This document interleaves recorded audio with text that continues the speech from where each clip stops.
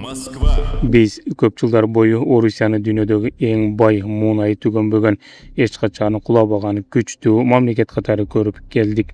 Чоң армия, чексиз ресурстар, дүйнөгө таасир эткен держава дал ушундай образ адамдардын аң сезимине бекем сиңген. Бирок акыркы 5 жыл ичинде бул миф акырындык менен талкалана баштады. Бүгүн Орусия сыртынан дагы деле күчтүү көрүнүшү мүмкүн. Дүкөндөрү иштеп жатат, муунайы сатылып жатат. Мамлекет формалдуу түрдө туруктуу көрүнөт. Бирок бул болгону сыртынан гана көрүнүш. Чындыгында болсо экономика ичинен күйүп жаткан имаратка окшоп калды. Тубалдары али кулай элек, бирок ичинен өрт токтобой жатат. Эң коркунучтуусу, бул көйгөйлөр бүгүнкү күндүн маселеси гана эмес. Бул Орусиянын алдыдагы 10, 20, ал тургай 50 жылдык келечегин аныктай турган соккулар. Азыр кабыл алынган чечимдер бүтүндөй бир муундун тагдырын өзгөртүшү мүмкүн. Ассаламу алейкум, урматтуу көрүүчүлөр, сиздер менен Бекиш Шамиров. Бүгүн биз Украинадагы согуштан кийин пайда болгон Орусиядагы эң чоң 5 көйгөй тууралуу сүйлөшөбүз. Эгер бул маселелер чечилбесе, алар өлкөнү жоң гана кризиске эмес, акырындык менен чоң кыйроого алып келиши мүмкүн. Каналга колдоо көрсөтүп, лайк басып коюңуз. Анткени биз бул жерде жоң гана жаңылык айтпайбыз. Биз көрүнбөгөн чындыктарды айтып берүүгө аракет кылабыз. Биз баштадык. Сизге бат авиабилет керекпи? Анда биздин WhatsApp'ка кайрылыңыз. Биз сизге арзан баада жашыруун комиссиясыз эң мыкты билетти 10 мүнөттө таап беребиз. Биринчи көйгөй. Бүгүнкү күндө Орусия өзүнүн федералдык бюджетинин дээрлик 40%-ны бир эле тармакка, согушка жана күч түзүмдөрүнө жумшап жатат. Бул эмне дегенди түшүндүрөт. Бул өлкө тапкан ар бир 100 сомдун 40 сомун өнүктүрүүгө эмес, фронттогу танкаларга, ракеталарга жана снарядтарга берип жатат дегендик. Келгиле салыштырып көрөлү. Мисалы, АКШ өз армиясына жылына дээрлик $900 миллиард коротот. Бул акылга сыйбаган чоң акча, бирок бул алардын гиганттык экономикасынын болгон 3 же 3,5% гана түзөт. Орусияда болсо армияга $250 миллиард коротот. АКШдан 3-4 эсеге аз, бирок бул көрсөткүч Орусияда ИДПнын 10%-нан ашыгыны түзөт. Бул демек мамлекеттин ичиндеги медицина, билим берүү, жолдорду оңдоо жана социалдык төлөмдөр үчүн акча күн сайын жетпей бара жатат дегенди билдирет. Тарыхка карасак, СССР дал ушундай ашыкча аскердик чыгымдардан улам экономикасын көтөрө албай ыдырап кеткен. Орусия азыр дал ушундай жолдо бара жатат. СССР кулоо алдында ИДПнын 15-20%-ын аскердик чыгымга жумшаган. Россияда ушул жолдо бара жатат. Акча жетпей жатканынын эң башкы далили салыктардын кескин көтөрүлүшү. Мурда Орусияда салыктары туруктуу болсо, азыр бийлик аргасыздан НДСти көтөрүп, бизнесмендерден алынуучу пайда салыгын 20%-дан 22%-га чейин жогорулатты. Бул муунайдан түшкөн акча согушка жетпей калды. Эми элдин чөнтөгүнө колубузду салабыз дегендин ачык белгиси. Дагы бир оор сокку бул Орусиянын негизги киреше булагы болгон муунай иштетүү тармагына жасалган чабуулдар. Украина акыркы убакта Орусиянын эң ири нефти кайра иштетип чыккан заводдорун дрондор менен биринин артынан бирин бомбалап иштен чыгарууда. Бул заводдор Орусия үчүн алтын жумуртка тууган тоок сыяктуу эле. Бирок азыр ал тооктордун 15-20% жок болду. Бир эле заводду калыбына келтирүү үчүн миллиондогон доллар каражат жана эң негизгиси батыштын заманбап технологиялары керек. Орусия санкцияда болгондуктан ал тетиктерди таба албай же өтө кымбат баада контрабанда менен алдырат. Натыйжада Орусия эмне кылып жатат? Алар даяр бензин же дизель сатып пайда тапкандын ордуна көбүрөөк чийки муунайды Кытай менен Индияга сатууга мажбур.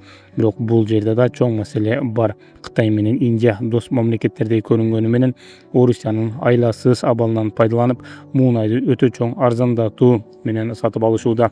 Дүйнөлүк баа $80 болсо, Орусиянын $60-65 кээде андан да арзан берип жатат. Демек, бир жагынан Орусия санкция айынан Европага муунай сата албай, Кытай менен Индияга арзан сатып чоң кирешесинен айрылса, экинчи жагынан заводдор жарылып жатат. Жыйынтыгы киреше азайып эле калбастан, согуштун чыгымдары күн сайын өсүп жатат. Эгер мындай темп дагы бир нече жыл уланса, Орусиянын казынасы толук ушуп, мамлекет өз милдеттенмелерин аткара албай калышы мүмкүн. Бул гиперинфляцияга, дефолтко жана акыры өлкөнүн ичинен жарылышына алып келе турган эң чоң жана биринчи коркунуч. Ооба, биринчи көйгөй экономиканын өлүмү болду. Эми мындан да олуттуу кийинки маселеге өтөлү. Экинчи көйгөй бул технологиялык деградация жана Кытайдын капканы. Экономиканын өлүмү бул бир гана акчанын түгөнүшү эмес, бул өлкөнүн мээси жана техникалык жүрөгү токтоп жатканында. Орусия акыркы 30 жыл ичинде өзүнүн дээрлик бардык тармагын медицинадан баштап учак курууга чейин батыштын технологиясына байлап койгон. Азыр ошол байламталар кесилди. Бирок Орусия биз өзүбүз баарын жасайбыз дегендин ордуна экинчи бир чоң коркунучка, Кытайга толук көз каранды болуп калды. Эң коркунучтуу чындык бүгүн Орусиянын базарындагы техниканын, электрониканын жана атүгүл автоунаалардын 90%дан ашыгы Кытайдыкы. Орусия батыштын санкцияларынан кутулуу үчүн Кытайга эшигини айкара ачты. Бирок бул достук эмес, бул Кытай тараптан жутуп алуу катары бааланууда. Азыр эле Орусияда Кытайдын жарандары орус жарандарына караганда көбүрөөк укукка ээдей сезиле баштады. Жакында эле Орусияда болгон окуяны эстей кетели. Орусиянын аймагында иштеп жаткан кытайлык жумушчулар эмгек акы жана шарттар боюнча митингге чыгышкан. Орусиянын аткаминерлери ал жерге чуркап барып, кытайлыктардын баардык талабын заматта аткарып беришкен эле. Элестеткиле, жергиликтүү орус калкы өз укугун коргоп митингге чыга албайт, чыкса дароо түрмөгө камалат. Ал эми кытайлыктар каалаганын жасап жатышат.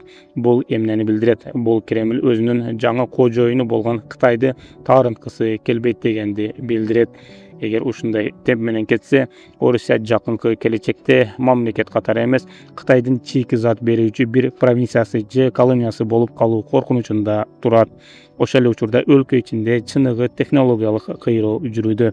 Орусияда азыр технологиялык каннибализм кадимки көрүнүшкө айланды. Бир учакты оңдоо үчүн экинчи соо турган учакты бөлүктөргө бөлүп, тетиктерин алып жатышат. Орусиядагы Boeing жана Airbus учактарынын коопсуздугу 2026 жылга карата эң төмөнкү деңгээлге түштү. Бул эмнеге алып келет?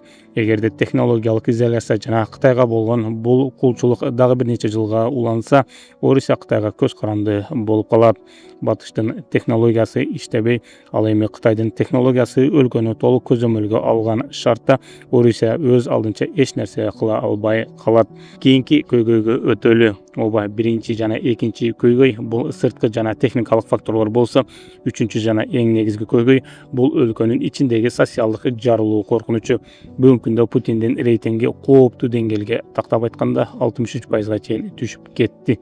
Бул сан мамлекеттик сурамжылоолордун жыйынтыгы экенин эске алсак, чыныгы абал мындан да оор болушу мүмкүн. Анткени Орусияда эркин сурамжылоо деген түшүнүк калган жок. Эшигиңди мамлекеттик кызматкерлер кагып, Путинди колдойсуңбу деп сурап турса, көпчүлүк башына ашыкча көйгөй тилебей эле аргасыздан ооба деп жооп берип коюшу мүмкүн. Дал ушундай шартта да Путиндин рейтинги 63%га түшүп калды. Бул элдин азыркы бийликтин саясатына болгон нааразычылыгы чекке жеткенин ачык белгиси. Азыркы согуштун кесепети ар бир карапайым жарандын жашоосуна түздөн түз таасирин тийгизүүдө. Интернеттин чектелиши, көнүмдүк товарлардын асман чапчыган кымбатталышы жана салыктардын тынымсыз көтөрүлүшү элди чарчатты. Миллиондогон орус жарандары согуштан жана мобилизациядан качып өз мекенине келе албай чет өлкөлөрдө жүрүшөт. Ал эми өлкө ичинде калгандар бийликке каршы бир ооз сын айта алышпайт. Анткени кичинекей эле каршылык үчүн камалып кетүү азыр өтө оңой болуп калды. Демек, Орусияда ички чыңалуу эң жогорку чекитте турат. Ал эми эл бийликке нааразы болуп, сабыры түгөнгөн учурда эмне болорун биз кыргыздар тарыхыбыздан баарынан жакшы билебиз. Ошол себептен Кремль азыр өлкөдө темирдей тартип орнотууга киришти. Митингтерди али башталбай жатып түп тамырынан жок кылып, элди катуу басымдап, ар бир кадамын көзөмөлдөй баштады. Бийликке жакпаган маалыматтарды тараткан YouTube, Telegram сыяктуу булактарга тыюу салып, анын ордуна куруу убадаларды жана пропагандаларды катуу жүргүзө баштады. Бирок бир эле маселе элдин сабыры дагы канчага жетет деген суроо. Бул суроонун өзү бүгүнкү күндө Орусиянын бийлиги үчүн эң чоң коркунуч жана режимдин кулашына алып келе турган негизги фактор болуп саналат. Бул ички нааразычылык каалаган учурда ири козголоңго же төңкөрүшкө айланып кетиши мүмкүн.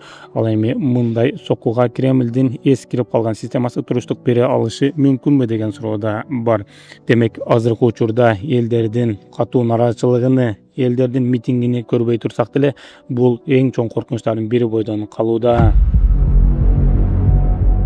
Акыркы жана эң кооптуу маселе бул санкциялар. Көптөрү Орусия кулаган жокко, дүкөндөрү толо экономика иштеп жатат, демек баары жайында деп ойлошу мүмкүн. Бирок дал ушул жерде чоң жаңылыштык жатат. Санкциялар ракета сыяктуу бир күндө сокку урбайт. Алар мамлекетти акырындык менен жыл сайын үнсүз алсыратат. Бул дароо өлтүрбөгөн, бирок келечекти жай жеп бүтүргөн оору сыяктуу. Тарыхка карасак, эң жакшы мисал Иран. Бул өлкө 1979-жылдан бери санкциялардын басымы астында жашап келет. 40 жылдан ашык убакыт өттү. Өлкө жок болуп кеткен жок, мамлекет сакталып калды. Базарларда иштеди, бирок эң маанилүүсү өнүгүү токтоп калды. Дүйнө алдыга кетти, ал эми Иран бир жерде тоңуп калды. Жана Иран, Сауд Арабия сыяктуу эле нефтиге бай өлкө болсо дагы элдеринин жашоосу Сауд Арабиянын элдерине караганда салыштырмалуу кыйлага артта калды. Жаштары чет өлкөгө кетип жатат. Россияны Кытай колдогон сыяктуу эле Иранды да Кытай колдоп келет. Оба колдойт, соода кылат, муунай сатып алат, экономикалык байланышы бар. Бирок бул жардам Иранды санкциялардын кесепетинен куткарган жок. Себеби Кытай дос катары эмес, өз кызыкчылыгы менен иштейт. Ал Иранга эмес, өзүнө пайдалуу болгон нерсени гана алат. Орусия менен да бүгүнкү күндө дал ушундай процесс жүрүп жатат. Кытай Орусиянын муунайын сатып алат, бирок өзүнө пайдалуу арзан шартта. Орусия сатат, анткени башка чоң рыноктор жабылып калды. Дүйнөнүн өнүккөн өлкөлөрү, Америка Кошмо Штаты, Европа мамлекеттери Кытай өлкөсү өзү жасалма интеллектке, роботехникаларга жана энергетикага жана биологиялык техникаларга триллиондогон долларларды салып жатат. Келечектин экономикасы азыр курулуп жатат. Ал эми Орусия санкциялардын айынан бул технологиялардын чоң бөлүгүнө жетпей калууда. Чет өлкөлүк инвестиция азайды, ири технологиялык өнөктөштөр кетти, жабдууларга жетүү татаалдашты. Кытай болсо өзүнүн эң күчтүү технологияларын толугу менен бөлүшпөйт. Аларды биринчи өзү үчүн сактайт. 30 жылдан кийин дүйнө бүгүнкүдөн таптакыр башкача болот. Жасалма интеллект экономикадан баштап медицинага чейин, аскер тармагынан баштап билим берүүгө чейин баарын өзгөртөт. Ошол дүйнөдө ресурсу көп өлкө эмес, технологиясы күчтүү өлкө үстөмдүк кылат. Эгер сенде муунай бар болсо, бирок технология жок болсо, сен өткөн доордун экономикасында калып калган өлкө катары сезилесиң. Орусиянын эң чоң коркунучу дал ушунда. Муунайга таянган модель менен келечектин дүйнөсүндө лидер болуу кыйын. Анткени дүйнө акырындык менен жаңы энергияга өтүп жатат. Ал эми эски система ошол эле муунайга байланган бойдон калууда. 50 жылдан кийин технологиялык ажырым ушунчалык чоң болуп кетет, аны жабуу дээрлик мүмкүн болбой калат. Эгерде Россия 50 жыл бою санкцияда жашай турган болсо, анда Россия технологиялык жактан артта калган өлкөлөрдүн катарында болот. Картадан жоголуу эмес, андан да оор нерсе, мамлекет сыртынан чоң көрүнөт, бирок ичинен келечеги бошойт. Технологиясы эскерет, таасири азаят. Дүйнө болсо аны менен мурдагыдай эсептешпей калат. Санкциялар Орусияны бир күндө кулатпайт, алар акырын тынч, бирок системалуу түрдө алсыратат. Кытай убактылуу дем берет, бирок бул толук айыктыруучу дары эмес. Бүгүн дүкөндөр толо болушу мүмкүн, бүгүн муунай сатылып жатышы мүмкүн, бирок ошол эле учурда өлкө жыл сайын дүйнөдөн бир кадам артта калып жатат. Достор, биздин видеонун соңуна чыкты. Эгерде Украинадагы башталган согуштан кийин Россиянын пайда болгон көйгөйлөрү тууралуу видео сизге пайдалуу болсо, анда бул видеого сөзсүз бир мага жакты белгисин коюп, өз оюңузду комментарийге калтырып кетиңиздер. Дагы кандай видеолорду чыгаралы, аны да комментарийге жазып калтырыңыздар. Сиздер менен Бекшайымов болду. Кийинки видеодон көрүшкөнгө чейин аман болуңуздар.